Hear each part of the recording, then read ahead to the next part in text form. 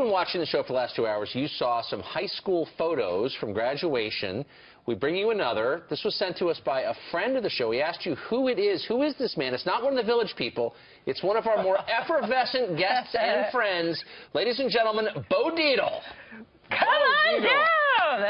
Bo, is that photo when you used to work the gondolas in Venice? Well, I was on the original World Trade Center. Come in. Nice to see you. Wait, you worked on the World Trade Center? As an iron worker. As an iron worker. Yeah. That's unbelievable, because we think of you as a heavily armed expert on security. And there was no roids there. That was all push-ups, pull-ups, sit-ups, squat And protein. We were national champions with the physical fitness team. We used to do 4 hours a day, push-ups, pull-ups, sit-ups, squat thrusts. No roiditations in the body. No, not one roiditation? No, sir. We didn't even have roids then. Bo, we want to get your take this morning on the endorsement by the National Rifle Association of presumptive Republican presidential nominee Donald Trump. Here is Donald yesterday in Louisville, Kentucky, getting this mantle handed over to him. Watch. Hillary wants to disarm vulnerable Americans in high-crime neighborhoods. Whether it's a young single mom in Florida or a grandmother in Ohio, Hillary wants them to be defenseless, wants to take away any chance they have of survival. That's why we're going to call her Heartless Hillary. We can do without that. Somehow I like crooked Hillary better. The Clinton campaign, quick to pounce and point out that he has waffled on his positions over the years. He used to be in favor of assault weapons ban years ago. He wrote about it in his book. Do you think this is going to help him in the general? Well, look what he's running against. Waffle. She's flipped on every issue. She'll tell you whatever you want to hear to get elected. What this does, I think it makes it more solid. All the right-wingers, all the people who were against Trump now, I think it brings the group together. I've been on the Trump bandwagon from the beginning. I know him 40 years. Has he said things and changed his story? Yeah, but I mean, what he's learning as he's going along, you just got to look at the two candidates. He's someone that gets things done. I know him for 40 years. He gets things done. Whatever you say about Donald Trump, he's going to make this place of America a lot better than it is today. And what about all of the nicknames they worked in leading up to this in the primary with Lion Ted and Little Marco and now Crooked Hillary and now Heartless Hillary? Well, you know Did that work? He's ready right off the cuff.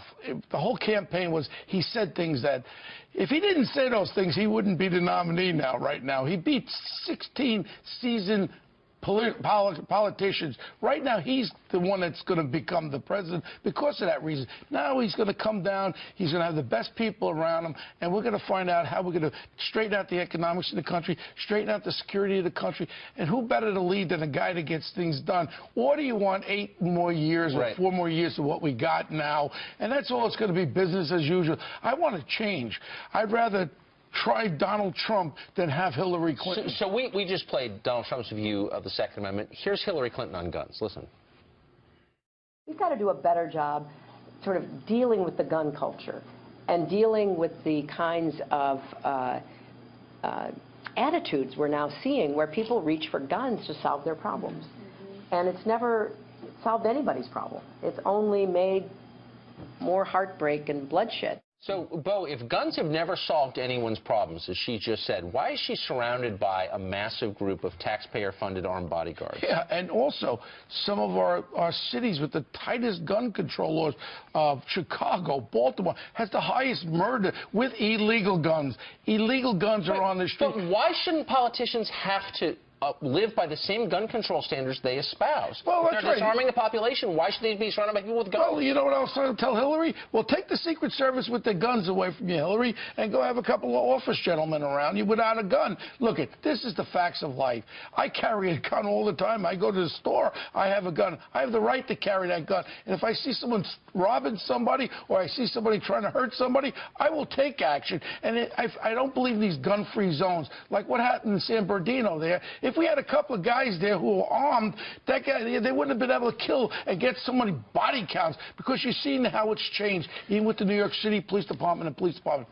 It's no more hostage negotiation, because we know what we're dealing with. If it's a terrorist, it's body count. You got to get in and take that person out before they kill more people. Donald Trump this week was criticized for labeling the Egypt air crash terrorism before all the facts were in, and Hillary Clinton came out and slammed Trump, of course, on his so-called Muslim ban. Let's listen to Hillary Clinton and get your reaction.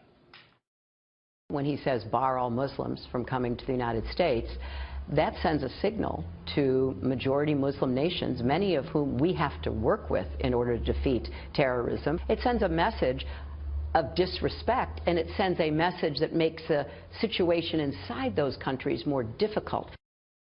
So your take on Donald Trump labeling the Egypt air crash terrorism? Well, my feeling on it, whatever it turns out to be, it brings awareness. The awareness to the fact that the other Egyptian airline that was taken down with the bomb, the Russian airline that they admitted to 3 weeks later, whatever, we have to tighten up our security. If this brings our attention to it, it is.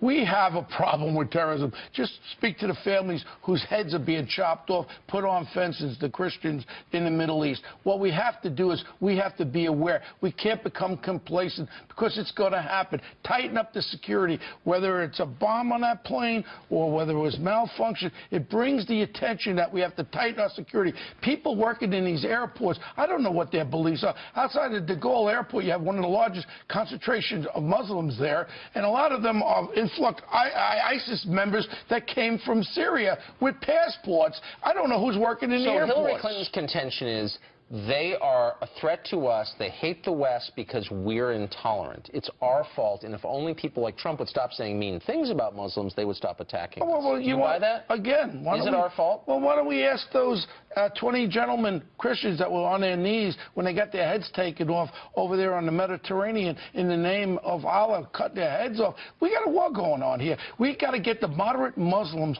to come forward and understand we have to be against the radical Muslims. I'm not against Muslims. I'm against people that don't want me to coexist, and people that want to say, well, if you don't coexist with us, we kill you. No, we're going to live together. The world has a lot of Muslims. I want Muslims to be friends. If you're Jewish, you're Christian, whatever you are, I want us all to try to get together. And the only way to deal with that is say the facts of what they are. You have radical Muslims. Until we know what's coming into our country, I agree with Donald. You should stop all immigration till we know what the heck we got coming in the country. And then we got to understand what's in our country and take out the people that want to see us die. Okay? Because everybody wants to stand here and, oh, you can't say that politically correct. Hey, I was around 9/11. The picture of me down there by the World Trade Center, that was the original World Trade Center. I went down there that day.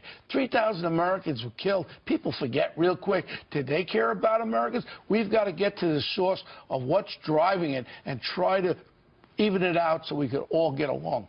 Bo Dietl. Thank you. Former iron worker.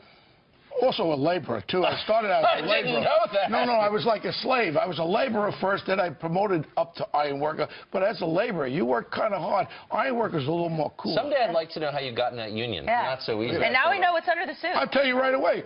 Ralph Scopo. Yeah. Ralph Scopo? Organized crime guy got me in. Yeah. I knew that was the answer. Well, it's true. Ralph Scopo, if you're watching, we want to hear from you. Bo, great to see you this morning. Thanks so much.